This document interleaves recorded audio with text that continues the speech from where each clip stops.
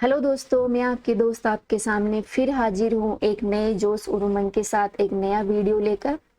अपनी महत्वपूर्ण क्वेश्चनों की सीरीज में दोस्तों आज अपन इन टॉपिकों के बारे में चर्चा करेंगे। ये यहाँ पे दे रखे हैं। इन्हीं से रिलेटेड जो करंट अफेयर से रिलेटेड क्वेश्चन है वो अपन इस वीडियो में चर्चा करेंगे। तो अपना फर्स्ट क्वेश्चन है, यह निर्णय किसके द्वारा किया जाता है कि कोई विधेयक वित्त विधेयक है या नहीं। तो दोस्तों अपने संसद में पेश होने वाला विधेयक साधारण विधेयक, वित्त विधेयक और धन विधेयक, तीन तरीके के विधेयक होते हैं। उनमें से वित्त विधेयक धन विधेयक के बारे में डिसाइड करता है अपना लोकसभा का अध्यक्ष। ठीक है, क्या आप जानते हैं वर्तमान में लोकसभा अध्यक्ष कौन है? बताइए बताइए। वर्तमान में अपने लोकसभा अध्यक्ष हैं श्रीमान ओम बिरला जी। ठीक है, उन्हीं के द्वारा डिसाइड किया जाता है कि कोई विधेयक वित्त विधेयक है या नहीं। दोस्तों अपन वित्त विधेयक के बारे में भी चर्चा कर लेते हैं। वित्त विधेयक होता क्या है? साधारणतः वित्त विधेयक उस विधेयक को कहते हैं जो वित्तीय मामलों जैसे कि राजस्व, कौन से, जैसे कि राजस्व व्यय से संबंधित होते हैं। ठीक है, इसमें आगामी वित्त वर्ष में किसी नए प्रकार के कर को लगाने या फिर कर होता है उसमें कोई संशोधन करने या फिर उससे रिलेटेड जो भी सब्जेक्ट होते हैं, विषय होते हैं, वो वित्त विधेयक की कैटेगरी में आते हैं। ठीक है, वित्त विधेयक दोस्तों तीन प्रकार का होता है, धन विधेयक, वित्त विधेयक 1 और वित्त विधेयक 2। धन विधेयक आता है वो अनुच्छेद 110 में के तहत आता है। वहीं अपना जो वित्त विधेयक 1 है वो संविधान के अनुच्छेद 117(1) में आता है और अपना वित्त विधेयक 2 है वो संविधान के अनुच्छेद 117(3) में आता है। ठीक है दोस्तों, जो अपने विधेयक होते हैं उनमें जो धन विधेयक होते हैं वो वित्त विधेयक हो सकते हैं, लेकिन जो सभी वित्त विधेयक होते हैं वो धन विधेयक नहीं हो सकते। अर्थात जो संसद में जो विधेयक पेश किए जाते हैं उनमें जो भी धन विधेयक प्रस्तुत किए जा सकते हैं वो वित्त विधेयक की कैटेगरी में आ सकते हैं, लेकिन जो वित्त विधेयक होते हैं वो सारे के सारे धन विधेयक नहीं हो सकते। उनमें कुछ एक ही होते हैं, केवल वे ही वित्त विधेयक होते हैं अर्थात धन विधेयक होते हैं जिनका उल्लेख संविधान के अनुच्छेद 110 में किया गया। ठीक है, कौन से विधेयक धन विधेयक होते हैं? वह जिनका संविधान के अनुच्छेद 110 में उल्लेख किया गया है।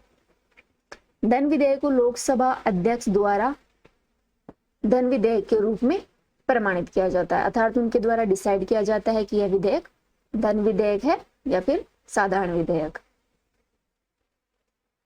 बात करते हैं अपन धन विधेयक के बारे में। दोस्तों संविधान के अनुच्छेद 110 में धन विधेयक की परिभाषा दी गई है। इसके अनुसार कोई विधेयक तब तक धन विधेयक माना जाएगा जब तक उसमें विभिन्न उपबंध होते हैं, जैसे कि किसी कर का अधिरोपण करना, उसका उत्साधन करना, उसमें परिहार करना या फिर कर में परिवर्तन करना, यह धन विधेयक की कैटेगरी में आता है। या फिर केंद्र सरकार द्वारा उधार लिए गए धन का विनियमन करना, वो धन विधेयक में आता है। या फिर भारत सरकार की जो अपनी संचित निधि है या फिर जो आकस्मिक निधि है की अभिरक्षा, किसी ऐसी निधि में धन जमा करना या फिर उससे धन निकालना। ठीक है, क्या है कि जो अपनी धन वो संचित निधि होती है उसमें धन जमा करना या जो निकाला जाता है वो धन विधेयक के माध्यम से निकाला जाता है।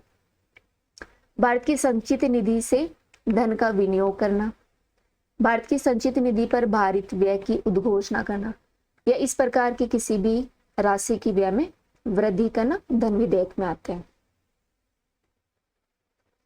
या फिर भारत की संचित निधि या लोक लेखों में किसी प्रकार के धन की प्राप्ति करना, अभिरक्षा करना या उससे व्यय या उसका केंद्र या फिर राज्य की निधियों का लेखा परीक्षण करना धन विधेयक में आता है।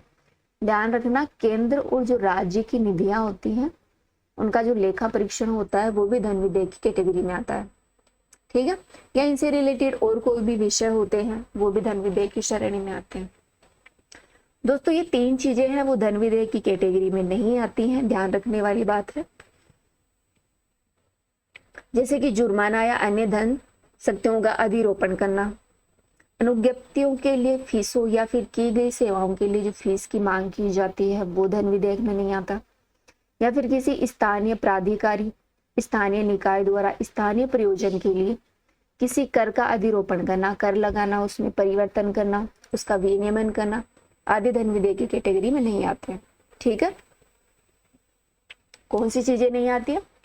कोई जुर्माना लगाना हो गया, या फिर अपन कोई सेवा देते हैं उसके लिए फीस की मांग होगी, या फिर जो स्थानीय शासन होता है उसके द्वारा जो कर लगाया जाता है उसमें चेंज किए जाते हैं, वो धन विधेयक की कैटेगरी में नहीं आते हैं। ठीक है, धन विधेयक के संबंध में लोकसभा के अध्यक्ष का निर्णय होता है, वो अंतिम निर्णय होता है। लोकसभा के अध्यक्ष के द्वारा जो धन विधेयक के ऊपर जो निर्णय लिया जाता है दोस्तों, उससे ना तो सुप्रीम कोर्ट में चैलेंज किया जा सकता है, ना संसद में, या राष्ट्रपति या फिर राष्ट्रपति द्वारा चुनौती नहीं दी जा सकती। जब धन विधेयक राज्यसभा और राष्ट्रपति के पास स्वीकृति हेतु जाता है तो लोकसभा अध्यक्ष इसे धन विधेयक के रूप में प्रश्नांकन करता है। दोस्तों, भारत में धन विधेयक को पारित करने की एक विशेष प्रक्रिया दी गई है अपने संविधान के अंतर्गत। धन विधेयक केवल लोकसभा में राष्ट्रपति की सिफारिश से ही प्रस्तुत किया जाता है। ठीक है, धन विधेयक है वो लोकसभा में केवल राष्ट्रपति की सिफारिश से ही प्रस्तुत किया जाता है। इस प्रकार के प्रत्येक विधेयक को सरकारी विधेयक माना जाता है। इसे केवल और केवल मंत्री प्रस्तुत कर सकता है। ठीक है, ध्यान रखने वाली बात है कि धन विधेयक होता है वो एक सरकारी विधेयक होता है जिसे केवल और केवल मंत्री प्रस्तुत कर सकता है। इसे जो गैर मंत्री होते हैं वो प्रस्तुत नहीं कर सकते। लोकसभा में पारित होने के उपरांत इसे राज्यसभा के विचारार्थ भेजा जाता है। राज्यसभा इस पर कुछ प्रतिबंध शक्तियां लगा सकती हैं। यह धन विधेयक को अस्वीकृत या संशोधित नहीं कर सकती। ठीक है, ध्यान रखना, राज्यसभा होती है वो धन विधेयक को अस्वीकृत या उसमें संशोधन नहीं कर सकती। ये केवल और केवल सिफारिश कर सकती है लोकसभा को। राज्यसभा को धन विधेयक के संबंध में 14 दिन के भीतर अपनी स्वीकृति देनी होती है। अगर वह स्वीकृति नहीं देती है तो राज्यसभा द्वारा धन विधेयक फाइनेंस बिल होता है वो पारित समझा जाता है। लोकसभा होती है दोस्तों वो किसी भी प्रकार की सिफारिश को मान भी सकती है और नहीं भी मान सकती। जो अपनी राज्यसभा सिफारिश करती है धन विधेयक के बारे में उसको या तो मान ले या नहीं मान ले, उस पर बाइंडिंग नहीं है लोकसभा के ऊपर कि वह राज्यसभा द्वारा दी गई सिफारिशों को मानेंगे। ध्यान रखने वाली बात है कि इनके ऊपर कोई विवाद होता है धन विधेयक को लेकर तो उस पर संयुक्त बैठक का संविधान में कोई प्रावधान नहीं है। लास्ट में धन विधेयक होता है वो राष्ट्रपति के पास चला जाता है। ठीक है, राष्ट्रपति उसे अपनी स्वीकृति दे सकता है या फिर उसे रोक कर रख सकता है, लेकिन पुनर्विचार के लिए सदन के पास वापस नहीं भेज सकता। ठीक है, क्यों नहीं भेज सकता? क्योंकि मान लिया जाता है कि राष्ट्रपति की पूर्व सहमति से ही जो धन विधेयक होता है वो पारित होता है, सदन में प्रस्तुत होता है, इसलिए राष्ट्रपति मुख्य तौर पर इस विधेयक को अपनी स्वीकृति दे ही देता है। बात करते हैं अपन वित्त विधेयक 1 के बारे में। तो दोस्तों, जो संविधान का अनुच्छेद है 117A उसमें वित्त विधेयक 1 के बारे में चर्चा की गई है। एक वित्त विधेयक वह विधेयक होता है जिसमें अनुच्छेद 110 में उल्लेखित सभी मामले होते हैं। इसके अलावा अन्य मामले भी इसमें शामिल होते हैं, जैसे कि एक विधेयक जिसमें ऋण संबंधी विषय शामिल होते हैं। ठीक है, इसमें जो विशिष्ट ऋण होते हैं वो नहीं आते हैं। ठीक है, वित्त विधेयक 1 होता है वो धन विधेयक के 2 रूपों में समान होता है। पहली विशेषता यह है कि यह लोकसभा में पेश किया जाता है और इसे राष्ट्रपति की सहमति से ही पेश किया जा सकता है। ठीक है, यही विशेषता धन विधेयक में भी होती है। ठीक है, ये दोनों लोकसभा में पेश किए जाते हैं और दोनों ही राष्ट्रपति की सिफारिश पर पेश किए जाते हैं। अन्य सभी मामलों में जो वित्त विधेयक 1 होता है वो साधारण विधेयक की तरह ही होता है, जो कि सदन में प्रस्तुत और पास करवाया जाता है। दोस्तों, राज्यसभा है वो वित्त विधेयक 1 को या तो स्वीकार कर सकती है या फिर अस्वीकार कर सकती है। हालांकि इस संबंध में किसी भी सदन द्वारा विधेयक में प्रस्तावित कर आदि को तब तक कम या समाप्त नहीं किया जा सकता जब तक कि राष्ट्रपति इसकी सहमति नहीं दे देते। यदि इस प्रकार के विधेयक में दोनों सदनों के बीच में कोई विरोध होता है, जब भी लोकसभा और राज्यसभा के बीच में किसी मुद्दे को लेकर विवाद हो जाता है, तो उसके समाधान के लिए जो राष्ट्रपति होते हैं वो संयुक्त बैठक बुला सकते हैं। ठीक है, विवाद हो जाने की स्थिति में जो अपने प्रेसिडेंट ऑफ इंडिया है वो संयुक्त बैठक का आयोजन करते हैं विवाद को सुलझाने के लिए। जब विधेयक राष्ट्रपति को प्रस्तुत किया जाता है तो वह विधेयक पर या तो अपनी स्वीकृति दे सकता है, या रोक कर रख सकता है, या फिर इसे पुनर्विचार के लिए सदन को वापस भी भेज सकता है। ठीक है, जो धन विधेयक होता है उसको पुनर्विचार के लिए राष्ट्रपति वापस नहीं भेज सकता, लेकिन जो वित्त विधेयक 1 है उसे पुनर्विचार के लिए सदन को वापस भी भेज सकता है। बात करते हैं वित्त विधेयक 2 के बारे में। दोस्तों, वित्त विधेयक 2 है वो भारत की संचित निधि पर भारित व्यय से संबंधित उपबंध का वर्णन करता है। ठीक है, ध्यान रखना, अपनी भारत की जो संचित निधि है उस पर भारित व्यय से संबंधित जो विषय होते हैं वो वित्त विधेयक 2 की कैटेगरी में आते हैं। इसमें वो मामले नहीं आते जो संविधान के अनुच्छेद 110 में उल्लेख किए गए हैं। ये मुख्य रूप से साधारण विधेयक की तरह होते हैं, उसी के माध्यम से इसे पास किया जाता है। जो साधारण विधेयक को पास करने में जो प्रक्रिया अपनाई जाती है वही वित्त विधेयक 2 को पास करने में अपनाई जाती है। वित्त विधेयक 2 है वो संविधान के अनुच्छेद 117(3) में आता है, उसी में इसका उल्लेख किया गया है। इस विधेयक की एकमात्र प्रमुख विशेषता यह है कि सदन के किसी भी सदन द्वारा इसे तब तक पारित नहीं किया जा सकता जब तक कि राष्ट्रपति सदन को ऐसा करने की अनुशंसा नहीं दे देते। वित्त विधेयक 2 को सदन के किसी भी सदन में पूर्व स्थापित किया जा सकता है, अर्थात इसे लोकसभा या फिर राज्यसभा कहीं पे भी प्रस्तुत किया जा सकता है। इसे सदन में प्रस्तुत करने के लिए राष्ट्रपति की पूर्व सहमति की आवश्यकता नहीं होती। ठीक है, जबकि अपना वित्त विधेयक 1 है और जो धन विधेयक है उसमें राष्ट्रपति की पूर्व सहमति होती है सदन में प्रस्तुत करने के लिए, जबकि वित्त विधेयक 2 है उसमें पूर्व सहमति की आवश्यकता नहीं पड़ती। वित्त विधेयक 2 है उसे राज्यसभा या फिर दोनों सदन या तो अस्वीकार कर सकते हैं या फिर स्वीकार कर सकते हैं। यदि इस विधेयक को लेकर दोनों सदनों के बीच में, लोकसभा और राज्यसभा के बीच में विवाद उत्पन्न हो जाता है तो राष्ट्रपति इस विवाद के समाधान के लिए संयुक्त बैठक का आयोजन करता है। ठीक है दोस्तों, संयुक्त बैठक है उसका संविधान के अनुच्छेद 108 में उल्लेख किया गया है। मुख्य रूप पर संयुक्त बैठक में क्या होता है कि राज्यसभा और लोकसभा के सदस्य आपस में बैठक करते हैं और मुद्दे के बारे में चर्चा करते हैं। मोस्टली संयुक्त बैठक में लोकसभा के सदस्यों की सदस्यता ज्यादा होने के कारण जो बात रखी जाती है और जो बात मान ली जाती है वो लोकसभा की मान ली जाती है। इसलिए इस बैठक में मुख्य रूप से ये माना जाता है कि जो लोकसभा ने जो बातें रखी हैं वही विधेयक में मान ली जाएंगी। जब विधेयक राष्ट्रपति को प्रस्तुत किया जाता है तो वह विधेयक को स्वीकृति दे सकता है, उसे रोक सकता है या फिर पुनर्विचार के लिए सदन को वापस भी भेज सकता है। ठीक है, समझ में आ गया होगा आपको धन विधेयक या वित्त विधेयक क्या होता है। अब करते हैं अपन नेक्स्ट क्वेश्चन की चर्चा।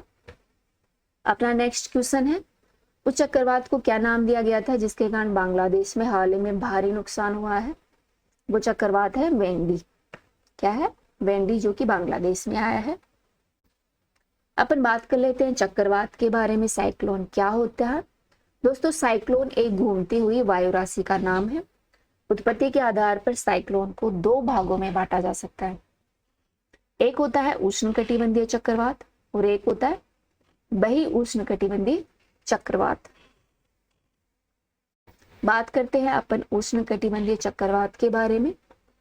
दोस्तों, उष्णकटिबंधीय चक्रवात एक आक्रामक तूफान होता है जिसकी उत्पत्ति अपने जो उष्णकटिबंधीय महासागरीय जो क्षेत्र होते हैं वहां पर होते हैं।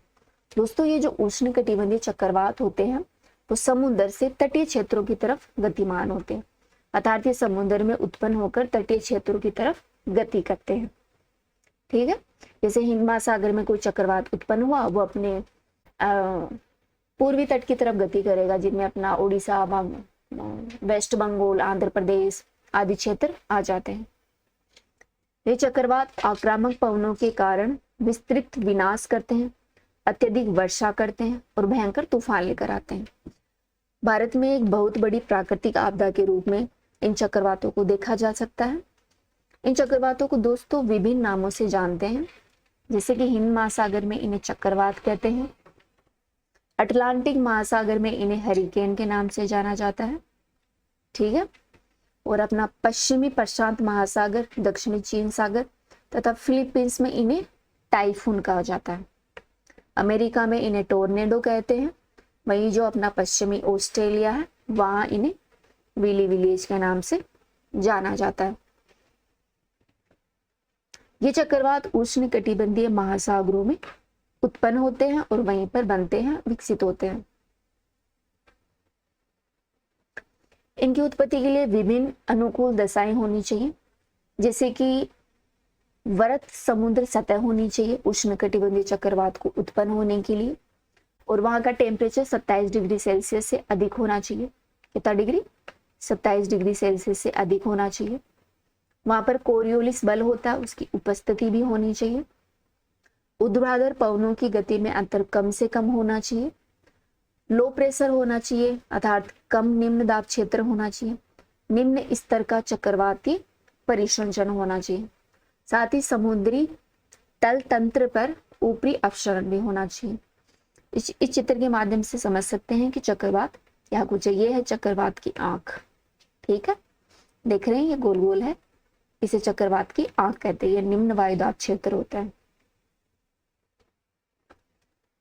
उष्णकटिबंधीय चक्रवातों को और अधिक विध्वंस करने वाली ऊर्जा संघनन प्रक्रिया द्वारा ऊंचे कपासी स्त्री मेघों से प्राप्त होती है, जो तूफान के केंद्र को घेरे होती है।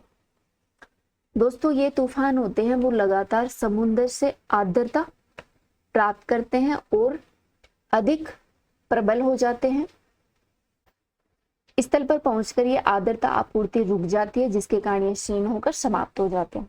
अर्थात समझ सकते हैं कि जो उष्ण कटिबंधीय तूफान होते हैं जब वो समुद्र में होते हैं तो उनको जो आर्द्रता होती है वो मात्रा ज्यादा होती है, इस कारण इनका जो तूफानी क्षेत्र है वो बहुत बड़ा होता है। जैसे जैसे ये स्थल की तरफ आते हैं आर्द्रता की आपूर्ति है वो कम होने लगती है और ये धीरे धीरे समाप्त होने लग जाते हैं। वह स्थान जहां से उष्ण कटिबंधीय चक्रवात तट को पार करके जमीन पर पहुंचते हैं उसे चक्रवात का लैंडफॉल कहा जाता है। ठीक है, चक्रवात का लैंडफॉल उस क्षेत्र को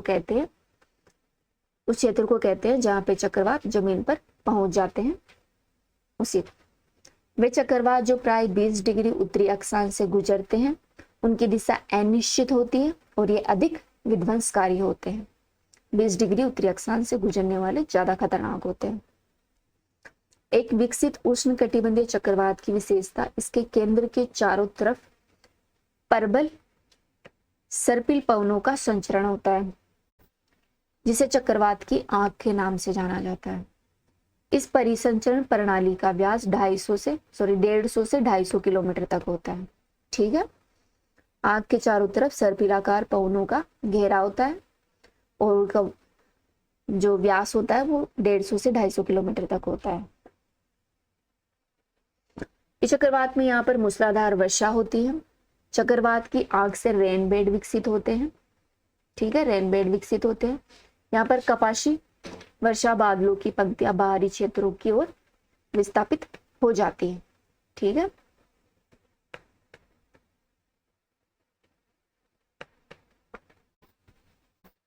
इनका व्यास बंगाल की खाड़ी, अरब सागर और हिंद महासागर में 600 से 1200 किलोमीटर के बीच में होता है। ठीक है, यह परिसंचरण प्रणाली धीमी गति से 300 से 500 किलोमीटर प्रति दिन की दर से आगे बढ़ते हैं। ये चक्रवात तूफान तरंग उत्पन्न करते हैं और तटीय निम्न इलाकों को जलप्लावित कर देते हैं और धीरे धीरे स्थल पर पहुंचने पर ये समाप्त होने लगते हैं। यही प्रक्रिया है उष्णकटिबंधीय चक्रवातों के आने की। अब अपन चर्चा कर लेते हैं बहिरुष्णकटिबंधीय चक्रवातों के बारे में भी, जिन्हें शीतोष्ण कटिबंधीय चक्रवात के नाम से भी जाना जाता है। ये चक्रवातीय वायु प्रणालियां उन क्षेत्रों में आती हैं जो अपने मध्यम और उच्च अक्षांश के क्षेत्र हैं वहां पर। ठीक है, जब ना वर्ल्ड मैप आप देखोगे खोल के तो वहां पे आपको जो अपना मध्यम और उच्च अक्षांश वाला इलाका है उसमें ये चक्रवात मुख्य रूप से आते हैं, शीतोष्ण कटिबंधीय चक्रवात। मध्य और उच्च अक्षांशों में जिन क्षेत्रों से ये गुजरते हैं वहां का मौसम संबंधी अवस्थाएं होती हैं, उनमें अचानक से बदलाव आता है। दोस्तों बहिरुष्ण कटिबंधीय चक्रवात ध्रुवीय वातावरण के साथ साथ बनते हैं और आराम में जो वाताग्र होते हैं वो अचर वाताग्र होते हैं। उत्तरी गोलार्ध में वाताग्र के दक्षिण में कोष्ण और उत्तर दिशा से ठंडी हवा प्रवाहित होती है। ठीक है, जब वाताग्र के साथ वायुदाब कम हो जाता है तो कोष्ण वायु उत्तर दिशा की ओर और ठंडी वायु दक्षिणी दिशा की ओर घड़ी की सुइयों के विपरीत चक्रवात के परिसंचरण करती हैं, जिससे शीतोष्ण कटिबंधीय चक्रवात विकसित होते हैं। इसमें एक उष्ण वाताग्र और एक शीत वाताग्र बनता है। अतः शीतोष्ण कटिबंधीय चक्रवात उत्पन्न होने के लिए एक शीत वाताग्र की और एक उष्ण वाताग्र का होना जरूरी है। इन दोनों का आपस में मिलन शीतोष्ण कटिबंधीय चक्रवात को जन्म देता है। इस चक्रवात में कोष्ण वायु क्षेत्र खंड होता है वो अग्रभाग में होता है, जो पीछे से आती हुई इसमें जो शीत वाताग्र के बीच में पाया जाता है। कोष्ण वायु आक्रामक रूप से ठंडी वायु के ऊपर चढ़ती है और उष्ण वाताग्र के पहले भाग में स्त्री मेघ दिखाई देते हैं। ठीक है, और वहां पर वर्षा होती है। पीछे से आता शीत वाताग्र उष्ण वायु को ऊपर धकेल देता है, इसके परिणाम स्वरूप शीत वाताग्र के साथ कपासी मेघ बनते हैं। ठीक है, इसमें ध्यान रखने वाली बात है कि जब उष्ण वाताग्र आते हैं इसमें तो स्त्री मेघ बनते हैं और शीत वाताग्र आते हैं तब कपासी मेघ बनते हैं। शीत वाताग्र उष्ण वाताग्र की अपेक्षा अधिक गति से चलते हैं, अतः उष्ण वाताग्र को पूरी तरह ढक लेते हैं। यह कोष्ण वायु ऊपर उठती है और इसका भूतल से कोई संपर्क नहीं रहता है। अवशिष्ट वाताग्र बनता है और चक्रवात धीरे धीरे क्षीण हो जाता है। ठीक है, ध्यान रखना, शीत वाताग्र की गति होती है वो उष्ण वाताग्र की अपेक्षा अधिक तीव्र होती है। बात करते हैं उष्ण कटिबंधीय और जो शीतोष्ण कटिबंधीय चक्रवात होते हैं उनमें बेसिक अंतर क्या होता है। दोस्तों, बहिरुष्ण कटिबंधीय चक्रवातों में जो वाताग्र होता है वो स्पष्टतः दिखाई देता है, जबकि उष्ण कटिबंधीय चक्रवातों में वाताग्र नाम की कोई चीज नहीं होती है। बहिरुष्ण कटिबंधीय चक्रवात विस्तृत क्षेत्र पर फैले होते हैं, इनका क्षेत्रफल होता है वो बड़ा होता है और इनकी उत्पत्ति जल और स्थल दोनों पर हो सकती है। ठीक है, वाताग्र के कारण ये जल और स्थल दोनों पर बन सकते हैं, जबकि उष्ण कटिबंधीय चक्रवात है वो केवल और केवल समुद्र में ही बनते हैं। ये जैसे ही धरती पर आते ही वहां पर नष्ट हो जाते हैं। बहिरुष्ण कटिबंधीय चक्रवात उष्ण कटिबंधीय चक्रवातों की अपेक्षा विस्तृत क्षेत्र में फैले हुए होते हैं, अर्थात इनका आकार है वो ज्यादा बड़ा होता है। उष्ण कटिबंधीय चक्रवातों में पवनों का वेग अपेक्षाकृत तीव्र होता है और ये जो शीतोष्ण कटिबंधीय चक्रवात होते हैं उनकी अपेक्षा ज्यादा भयंकर और विनाशकारी होते हैं।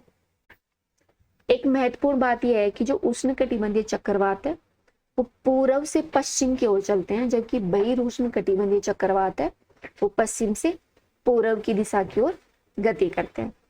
ठीक है, ये अपना चक्रवात का टॉपिक कंप्लीट। नेक्स्ट क्वेश्चन की चर्चा करते हैं। नेक्स्ट क्वेश्चन है, किस शहर के बिहू के प्रदर्शन ने गिनीज वर्ल्ड रिकॉर्ड बनाया है। तो गुवाहाटी में, जो कि असम में स्थित है, वहां पर बिहू त्योहार का आयोजन किया जाता है। उसने हाल ही में गिनीज वर्ल्ड रिकॉर्ड में अपना नाम दर्ज करवाया है। बात करते हैं अपन बिहू त्योहार के बारे में। दोस्तों, बिहू त्योहार है वो असम का एक प्रमुख त्योहार है। कहाँ का है? असम का एक प्रमुख त्योहार है जो कि साल में 3 बार मनाया जाता है। रंगोली, जिसे बोहाग बिहू भी कहते हैं, वो अप्रैल में मनाया जाता है। कोंगाली, जिसे कटी बिहू भी कहते हैं, वो अक्टूबर में मनाया जाता है। और भोगाली, जिसे माघ बिहू भी कहते हैं, ये असम में बड़े धूमधाम से जनवरी में आयोजित किया जाता है। रोंगाली बिहू, जिसे बोहाग बिहू भी कह सकते हैं, असमिया नववर्ष और बसंत उत्सव है, अर्थात असमिया नववर्ष कहा जाता है रोंगाली बिहू को। रोंगाली बिहू होता है वो सिख नववर्ष बैसाखी के साथ मेलजोल खाता है। बैसाखी कहाँ मनाई जाती है? अपने पंजाब में मनाई जाती है, उसी से मिलता जुलता है रोंगाली बिहू। बोहाग बिहू है वो 13 अप्रैल से 21 अप्रैल के बीच में आयोजित किया जाता है, जो फसल बुआई का एक प्रमुख त्योहार है। यह हिंदू सौर कैलेंडर के पहले दिन को चिन्हित करता है। ठीक है, जो हिंदू सौर कैलेंडर होता है उसके जो पहला दिन होता है उसी के बारे में बताता है। यह मुख्य रूप से बंगाल, मणिपुर, मिथिला, नेपाल, उड़ीसा, पंजाब तथा केरल और साथ ही तमिलनाडु में बड़े धूमधाम से, बड़े उत्सव से मनाया जाता है। नेक्स्ट क्वेश्चन है अपना, डूंगरसाई ओढ़नी राजस्थान में किस कला से संबंधित है? दोस्तों, राजस्थान की डूंगरशाही ओढ़नी है वो बाटिक कला से रिलेटेड है। ठीक है, कौन सी कला है ये? बाटिक कला। अब अपन देख लेते हैं राजस्थान की हस्तकलाओं के बारे में भी चर्चा कर ही लेते हैं। तो सबसे पहले देखते हैं राजस्थान में साड़ियाँ कहाँ की प्रसिद्ध है। तो सबसे पहले साड़ी की चर्चा करते हैं। फूल पत्ती की छपाई वाली साड़ी, ये जोबनेर में बनाई जाती है। जोबनेर अपने जयपुर में है, वहाँ की बहुत प्रसिद्ध है। स्प्रे पेंटिंग्स की साड़ियाँ वो नाथ द्वारा राजसमंद की प्रसिद्ध है। सानिया साड़ी है वो जालोर में बनाई जाती है। वहीं सवाई माधोपुर में सूट की साड़ियाँ बड़ी प्रसिद्ध है। बंदेज की साड़ी है राजस्थान में वो जोधपुर की बहुत ही में अपना स्थान रखती हैं। चुनरी, लहरिया, पोंचे वो जयपुर के राजस्थान में बहुत प्रसिद्ध है। बंदेज का कार्य है वो राजस्थान में जयपुर और जोधपुर में किया जाता है। जयपुर के लहरिया, चुनरी, पोंचे बहुत प्रसिद्ध हैं। सर्वोत्तम किस्म की जो बंदेज होती है वो राजस्थान में शेखावाटी क्षेत्र की प्रसिद्ध है। शेखावाटी क्षेत्र में अपना चूरू, सीकर, झुंझुनू जो इलाका आता है, वहीं की जो सर्वोत्तम किस्म की बंदेज है वो राजस्थान में प्रसिद्ध है। बात करते हैं राजस्थान में साफा के बारे में। एक साफा है बावरा, जो कि 5 रंग युक्त बंदेज साफा होता है। जो मोरठा साफा होता है वो 2 रंगों से बना हुआ बंदेज साफा होता है। दोस्तों, राजस्थान में कपड़े पर कांच की कढ़ाई के लिए जैसलमेर और बाड़मेर प्रसिद्ध है। कहाँ है? जैसलमेर और बाड़मेर में जो कपड़ा होता है उस पर कांच का काम किया जाता है। बात की जाए राजस्थान में जरी गोटे के कार्य के बारे में, तो जरी गोटे के कार्य के लिए राजस्थान में मुख्य रूप से जयपुर प्रसिद्ध है। और जो गोटा किनारी का काम है वो खंडेला सीकर का बहुत प्रसिद्ध है। तथा गोटा किनारी की जो सिल्की शैली है, कौन सी सिल्की शैली है, वो खंडेला सीकर की प्रसिद्ध है। गोटे के विभिन्न प्रकार है जैसे कि लंपा, लंपी, लहर, किरण, गोखुरी, बांकड़ी, नक्शी और सितार, दबका। गलीचे, नमदे और दरियों की बात की जाए तो गलीचे होते हैं वो राजस्थान में जयपुर के बहुत प्रसिद्ध है। बीकानेर जेल में बियाना फारसी डिजाइन में गलीचे तैयार किए जाते हैं। कौन सी जेल में? बीकानेर जेल में बियाना और फारसी डिजाइन के गलीचे बनाए जाते हैं। नमदे हैं वो टोप के प्रसिद्ध है। अजमेर, टोंक, नागौर, जोधपुर जिले की दरिया बहुत प्रसिद्ध है। वही दरी उद्योग है वो सालवास गांव जोधपुर, टाकला गांव नागौर और लवाण गांव दौसा की बहुत प्रसिद्ध है। खेस के लिए चोमू बहुत प्रसिद्ध है जो कि जयपुर में स्थित है। खेसला के लिए लेटाग्राम जालोर प्रसिद्ध है। दोस्तों, लेटाग्राम को 100 बुनकरों का गांव भी कहते हैं। 100 बुनकरों का गांव कौन सा है? लेटा गांव जो कि जालोर में है। कुट्टी पेपर का कार्य है वो सांगानेर जयपुर में होता है। तलवार निर्माण है वो सिरोही की प्रसिद्ध है। खेल का सामान है वो अपने हनुमानगढ़ में बनाया जाता है। वही जो कृषि यंत्र है वो गजसिंहपुरा सांगरिया के प्रसिद्ध है। और आधुनिक कृषि यंत्र है वो राजस्थान में कोटा के प्रसिद्ध है। गरासियों की जो फाग के लिए सोजत पाली प्रसिद्ध है। वही छाते फालन के लिए पाली प्रसिद्ध है। डूंगरसाई ओढ़नी है जो कि बाटिक कला में बनाई जाती है, यह जोधपुर की बहुत प्रसिद्ध है। अपना क्वेश्चन यही था कि डूंगरसाई ओढ़नी कौन सी कला से रिलेटेड है? बाटिक से, जो कि जोधपुर की प्रसिद्ध है। नादनी जो कि कलात्मक घाघरे होते हैं वो भीलवाड़ा के बहुत प्रसिद्ध है। ध्यान रखना, नान दड़े क्या होते हैं? ये भीलवाड़ा के प्रसिद्ध है। ये घाघरा टाइप कुछ होता है। राजस्थान में लाख का सामान बनाया जाता है जयपुर, जोधपुर और उदयपुर में। कहाँ पर? जयपुर, जोधपुर और उदयपुर में। पाव रजाई है वो जयपुर की प्रसिद्ध है। संगमरमर की मूर्तियां है राजस्थान में वो जयपुर और किशोरी गांव जो अलवर है वहां की बहुत प्रसिद्ध है। पशु पक्षियों के सेट के लिए जयपुर महत्वपूर्ण है। दोस्तों ध्यान रखना, राजस्थान में कठपुतली का निर्माण होता है वो मुख्य रूप से उदयपुर में होता है। ठीक है, कहाँ पर? उदयपुर में। ऊनी बरडी पट्टू के लिए जैसलमेर प्रसिद्ध है। ऊनी लोई के लिए नापासर बीकानेर प्रसिद्ध है। सुराई और मटके हैं वो रामसर बीकानेर के प्रसिद्ध है। कहाँ के? रामसर बीकानेर के सुराही और मटके होते हैं वो बहुत ही प्रसिद्ध है, इनमें पानी ठंडा रहता है। बादला नामक बर्तन होता है जो कि जिंक का बना होता है, जो कि इसमें भी पानी ठंडा होता है। ये जोधपुर का बहुत प्रसिद्ध है, ध्यान रखना। बादले कहाँ के हैं? जोधपुर के। गोल्डन पेंटिंग है वो राजस्थान में नागौर की बहुत ही महत्वपूर्ण है। वही लकड़ी के झूले हैं वो जोधपुर के राजस्थान में अपना महत्वपूर्ण स्थान रखते हैं। काली लाल चूड़ी वो जोधपुर की प्रसिद्ध है। दोस्तों राजस्थान में हाथी दांत का काम है, जो हाथी दांत की चूड़ियां बनाई जाती हैं वो जयपुर में बनाई जाती हैं। वही चांदी का कार्य है वो बीकानेर में होता है। सूक्ष्म चित्रण जैसे मिनिएचर पेंटिंग है वो अपने जयपुर के और किशनगढ़ की बहुत प्रसिद्ध है। किशनगढ़ अपने अजमेर में स्थित है, वहां की मिनिएचर पेंटिंग बहुत ही प्रसिद्ध है। धातु के कार्य के लिए नागौर का नाम आता है। पीत पर मुरादाबादी शैली के लिए जयपुर प्रसिद्ध है। कौन सी शैली? जो मुरादाबादी शैली है उसके लिए जयपुर में अपना महत्वपूर्ण स्थान रखता है। कांसे के बर्तन के लिए भीलवाड़ा प्रसिद्ध है। लकड़ी के फर्नीचर पर चित्रकारी के लिए जोधपुर प्रसिद्ध है। मण मूर्तियों के लिए मोलेला गांव राजसमंद प्रसिद्ध है। ठीक है, मण मूर्तियों के लिए कौन सा क्षेत्र प्रसिद्ध है? मोलेला, जो कि राजसमंद में है, उसका महत्वपूर्ण स्थान आता है।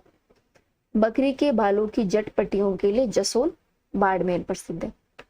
ठीक है, कौन सा? जसोल बाड़मेर है, वो बकरी के बालों की जो जट पट्टी बनाई जाती है उसके लिए अपना महत्वपूर्ण स्थान रखता है। नेक्स्ट क्वेश्चन है, निम्नलिखित में से भारतीय संविधान का कौन सा अनुच्छेद शक्तियों के पृथक्करण को इंगित करता है? दोस्तों अपना जो संविधान का भाग है, अनुच्छेद संविधान का भाग है नीति निर्देशक तत्व, उसी में शक्तियों के पृथक्करण के बारे में चर्चा की गई है अनुच्छेद 50 के तहत। ठीक है, नेक्स्ट अपना आखिरी क्वेश्चन है, 3 बीघा कॉरिडोर किसे जोड़ता है?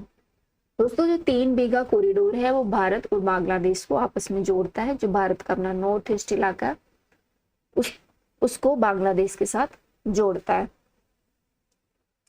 तो आज की वीडियो में इतना ही है। थैंक यू, कल फिर मिलेंगे अगेन। Thank you.